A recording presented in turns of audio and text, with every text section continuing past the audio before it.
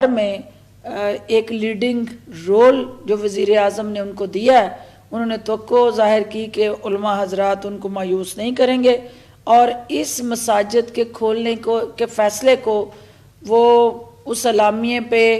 منوعاً عمل درآمد کریں گے، اور اگر کہیں کوئی اس کی وائلیشن ہوتی ہے تو پھر وہ آئینی اور قانونی قدم اٹھانے کی حکومت مجاز ہوگی جہاں کہیں اس اعلامیے کی خلاف ورزی ہوئی۔ مولانا صاحب، آپ اس حوالے سے جو علماء حضرات کا اور پرائم منسٹر کا جو آج کا سیشن ہے وہ بھی تھوڑا سا آپ ان کے نقطہ نظر کے حوالے سے بھی ایک جو پالیسی بنی ہے اس کو بھی آپ ذرا شیئر کر لیں۔ بسم اللہ الرحمن الرحیم۔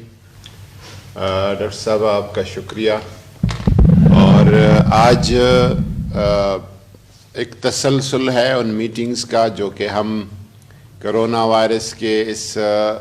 کمپین اور حکومتی مہم کے دوران جو علماء کا کردار ہے، جو حکومت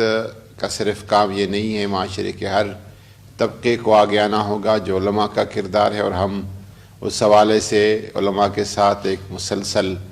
رابطے میں رہے ہیں۔ اس کا آج کا یہ جو نشستہ ایک اس کا حصہ تھا، اور اس میں پرائم منسٹر صاحب کی بھی خواہش تھی اور علماء کرام کی طرف سے بھی خواہش کا اظہار تھا کہ ہم پرائم منسٹر صاحب کو اپنی حمایت اور تعاون کا یقین دلائیں۔ بہت کامیاب ہمارا نشست رہا، بہت تفصیلی رہا۔ کراچی سے بھی علماء نے جوائن کیا، اور ادھر پرائم منسٹر ہاؤس میں بھی تمام مسالک کی نمائندہ شخصیات، لیڈنگ رول والے، قائدانہ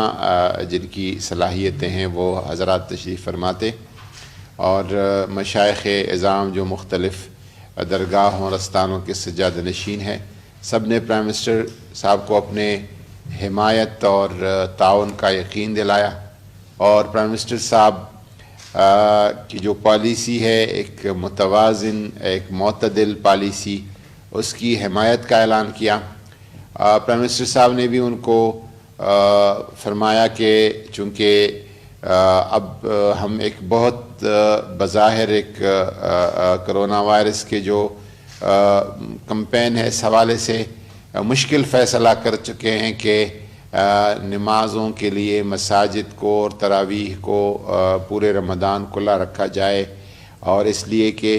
پرائم منسٹر صاحب چاہتے تھے کہ مساجد آباد رہیں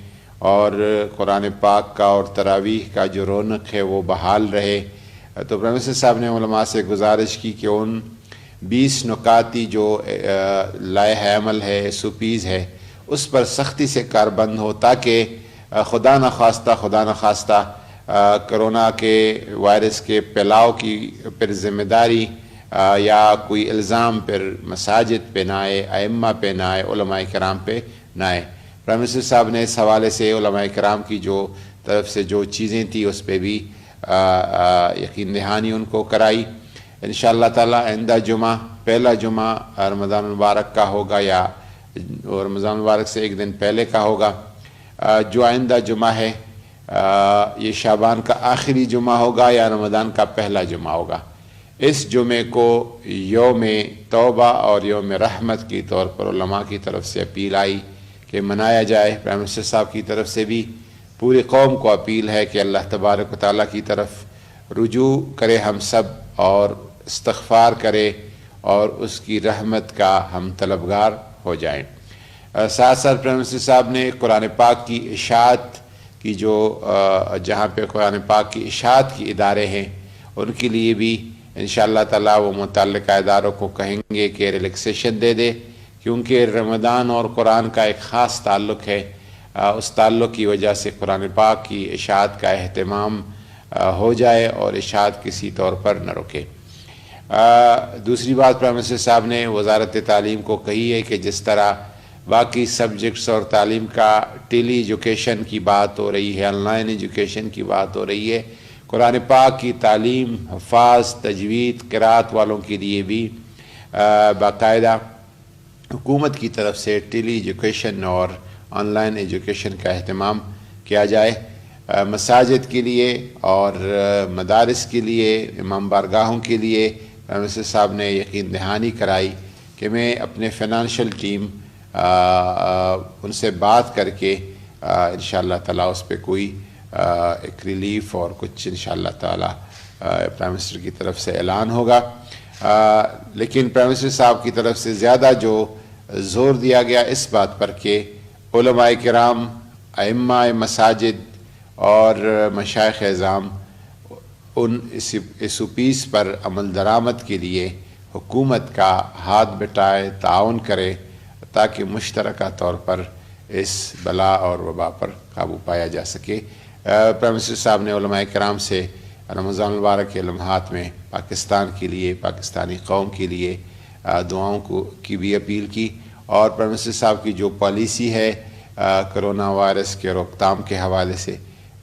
علماء کرام کو اعتماد میں دیا اس حوالے سے. شکریہ. ایک اس میں بڑی امپورٹنٹ چیز جو ہے وہ کیونکہ علماء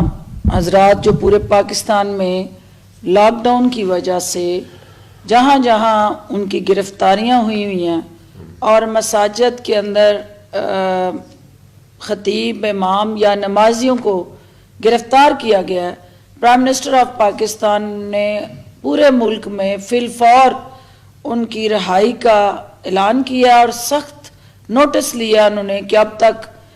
جب وہ کہہ چکے تھے اس سے پہلے، اور اگر کسی صوبے میں، کسی شہر میں، کسی ضلع میں اب تک جو ہے وہ ان علماء حضرات کو اور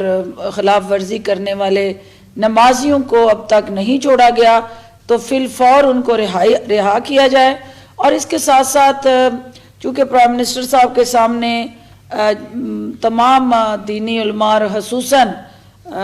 مولانا تقی عثمانی اور مفتی منیب الرحمان صاحب نے یہ تجویز پیش کی تھی کہ سود سے پاک جو معیشت ہے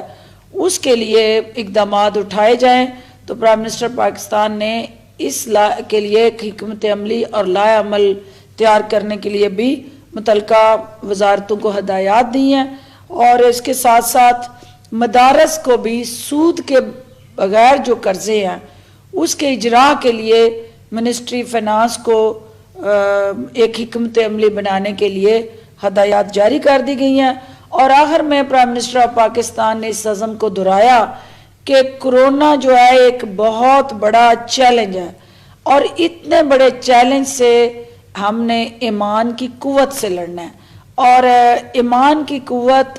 اور مسلمانوں کا جو ہمیشہ وتیرہ رہا اور اثاثہ رہا کہ وہ اللہ کی طرف رجوع کر کے اس کے حقوق کی ادائیگی اور اس کے بندوں کے لیے سہولتیں پیدا کرنے کے لیے حقوق اللہ اور حقوق العباد میں توازن لا کر ہی اس قسم کی مشکلات سے نبرد آزما ہو سکتے ہیں. اور انشاءاللہ علماء حضرات کے ساتھ مشاورت کا یہ سلسلہ جاری رہے گا، کیونکہ کرونا کے بعد جو مسائل ہیں ان کی پیش بندی کے لیے بھی پرائم منسٹر آف پاکستان جو ہے علماء حضرات کو ایک لیڈنگ رول دینا چاہتے ہیں. اور یہ ذمہ داری جو پرائم منسٹر نے بار بار دہراتے ہوئے علماء کو دی ہے کہ کوئی ریاست کسی محکوم قوم، یعنی اگر کہیں آزاد ریاست اور محکوم ریاست کے درمیان جو فرق ہوتا ہے، وہاں جو شہری ہوتے ہیں وہ اپنی ذمہ داریاں اٹھاتے ہیں، ان کے اندر احساس ذمہ داری ہوتا ہے. اور جو محکوم ریاستیں ہوتی ہیں یا ممالک ہوتے ہیں وہاں ڈنڈے سے پولیس کے زور پہ زبردستی ان کو محکوم بنا کے ان قوانین کا اطلاق کیا جاتا ہے. تو وزیر اعظم یہ چاہتے ہیں کہ ہمارے علماء حضرات، ہمارے خطیب، امام جو 20 نکاتی ایجنڈا ہے اس پہ اپنا احساس ذمہ داری کرتے ہوئے بحیثیت شہری اس قوم کے راہبر بن کر، رہنما بن کر ان ذمہ داریوں کو ادا کریں، اور انشاءاللہ ہم مل کے اس کرونا کی وبا کا مقابلہ کریں گے اور اس کو شکست دیں گے. بہت شکریہ جی. کرونا کا پھیلاؤ روکنے کے ساتھ نظام زندگی بھی چلانا ہے.